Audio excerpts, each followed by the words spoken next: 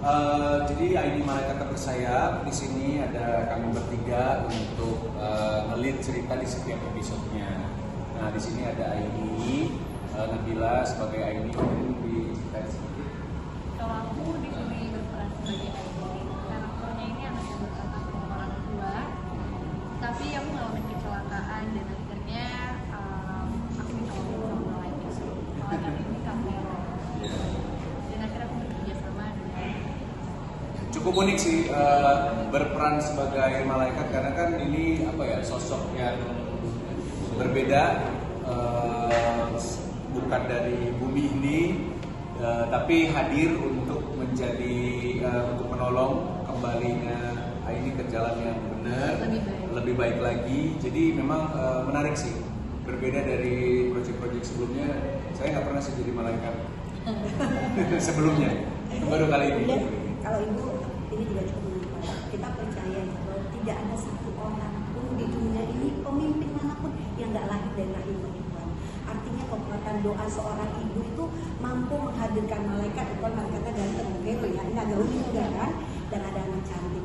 Jadi inilah yang mewakili seorang ibu nurul sebagai sosok ibu pada umumnya yang begitu mencintai anaknya, yang begitu tidak pernah lepas untuk mendoakan anaknya karena kita seperti itu mendoakan anaknya agar sesuatu yang tidak baik baiknya menjadi sesuatu yang baik. Mudah-mudahan ini mendapat tempat di hati pemirsa karena agak unik. Benar ya Bu, ceritanya sangat menarik. Kavero kan perannya di sini sebagai malaikat ya, istilahnya masih abstrak ya, kan nggak bisa kelihatan dengan mata orang biasa. Kamu ada kesulitan nggak sih atau penyesuaiannya Kavero? Pasti ada sih penyesuaian untuk karakter, bagaimana mengekspresikan emosional seorang malaikat yang berwujud menjadi manusia itu seperti apa gitu. Cuman memang menarik, mungkin kalau setiap orang itu ada kejadian-kejadian yang membuat kita berpikir bahwa kayaknya dia deh malaikat tak bersayap di hidup kita. Mungkin orang itu menolong kita, orang itu membantu kita di situasi tertentu. Nah, kalau di sini memang kita visualisasikan sosok malaikatnya beneran divisualisasikan gitu, bukan hanya seseorang. Jadi dia punya kelebihan-kelebihan yang memang ya dia malaikat. Tujuannya memang untuk membantu orang-orang yang membutuhkan dan menolong orang untuk kembali ke jalan yang benar. Kalau enggak ya dia bisa misalnya kena azab, kena karma. Ada riset khusus nggak sih Kavero? Gimana Mas Pradara? Sebenarnya sih kita mengambil apa ya? Ini judul, jadi gini, sebentar saya ceritakan karena sebelumnya kami Verona Pictures sudah pernah memproduksi Malaikat Tanpa Sayap itu di tahun 2017. Itu sangat sangat meledak lah. Jadi dari antusias penonton itu sangat suka. Nah kebetulan malaikat itu kita dulu malaikatnya dari India. Jadi memang agak sedikit berbeda, konsepnya juga sedikit berbeda. Karena waktu itu malaikatnya yang penontonnya tahu itu malaikat, lihat wujudnya si India itu Syahir, pemain Mahabharata masalah. Nah penonton tahu bahwa itu pemainnya malaikatnya kelihatan Syahir, tapi kalau di pemain di dalamnya pemainnya tidak kelihatan. Jadi malaikat tersebut itu masuk ke sosok orang gitu. Nah untuk membantu menyelesaikan masalah, intinya tuh membuat orang bertobat. Jadi kalau sekarang kemasan kami berbeda, tetap agak remind sedikit, tapi berbeda adalah sekarang kekinian. Nah makanya malaikatnya kan ganteng saya dong, masa betul nggak kelihatan. Jadi biar malaikatnya dapat dinikmati oleh pemain yang lain juga, tapi dia tetap sosoknya malaikat yang memang akan selalu membantu orang yang kesulitan. Dan itu memang visi dari atas, dari Tuhan, bahwa ada keluarga yang kesulitan atau ada masalah ataupun ada kekerasan. Nah bagaimana membuat si yang berbuat jahat itu bertobat. Nah inilah tugas malaikat dan dibantu oleh Aini, atau Aini dibantu oleh malaikat. Mereka adalah satu kesatuan karena dibuka dengan awal itu Aini itu matanya nggak bisa lihat dan dikasih malaikat mata sehingga mereka jadilah satu visi. Aini bisa melihat dari kejauhan matanya orang kesusahan dan si malaikatnya mendengar. Nah sehingga mereka datanglah pada saat artinya waktu yang tepat lah untuk menolong orang, menyadarkan orang. Tadi kan juga di-mention ya di setiap episodenya bakal ada Cerita. pemain-pemain baru juga Oh, iya. ya bintang tamu. Boleh di-spill nggak sih ada siapa-siapa aja? Di episode aku ada Kathleen dan Ical Muhammad. Iya. Mungkin kalau mau terbatas, ini kan genrenya fantasi ya, dan hitungannya sinetron stripping ya, maksudnya karena kan biasanya di fantasi ada film kayak terus dari sutradara mungkin ada. Kalau bicara kesulitan namanya fantasi pasti ada ya. Tapi kita sih udah memang bikin, artinya untuk fantasinya itu kita kan memang sayang dari malaikat. Sayang dari malaikat itu kita udah bikin di awal. Jadi kita tinggal tiap episode saat kita membutuhkan. Jadi di saat adegan-adegan besar yang memang sayang malaikatnya perlu terlihat, kita akan kasih lihat kepada penonton kalau ini loh malaikat wujudnya sebenarnya. Dan sehari-harinya malaikatnya biasa seperti manusia. Dia memang tugasnya berdua ini memang membantu orang-orang, menyadarkan orang-orang kembali pada jalan yang benar. Seandainya orang itu tiap episode kita akan lirik dengan kehidupan sehari-hari, apa yang terjadi di dalam masyarakat, cerita hidupnya kita seperti itu. Nah itulah tugas malaikat dan ini BA sama ibunya ini untuk menyadarkan orang tersebut. Seandainya orang tersebut masih tetap bangkang atau apa, akan adalah azabnya. Tapi sebelum itu malaikat akan coba bantu dulu.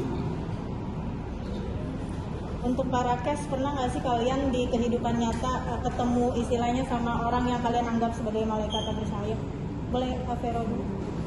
Kita udah sempat bikin ininya sih ya, videonya. Masing-masing udah ada ceritanya kok. Boleh diceritain Kak di soal kita?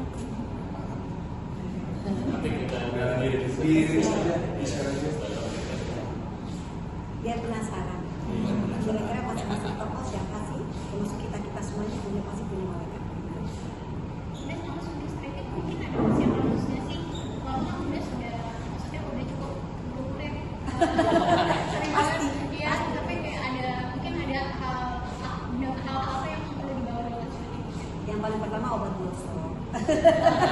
Oh iya ya. Iya. Alhamdulillah ya perjalanannya gini. Saya bersyukur masih di usia saya 32 lagi masih bisa berkolaborasi dengan pemimpin muda. Ini umur anak saya, kasih kesempatan alhamdulillah. Tapi yang pasti gini, yang memberikan kita semangat walaupun usianya udah nggak muda lagi adalah memang lingkungan suasana syuting yang menyenangkan. Rasanya seperti keluarga. Syuting sama Nabila udah kayak anak saya, usianya usia anak saya. Terus ada Vero punya sebagai adik, ada Mas Anto sebagai sutradara yang kita sudah pernah collab sebelum, apalagi dengan Bu Titi, ini produksi saya pertama dengan Verona, juga dengan Andrite. Jadi rasa kekeluargaan itu yang membangun spirit. Buat saya juga harus mampu untuk survive, saya harus mampu juga untuk sama-sama agar nanti judul Aini Malaikat Tabsir bisa diterima baik di masyarakat. Dan tentunya pasti yang dikejar audiensnya emak-emak ya, the power of emak-emak.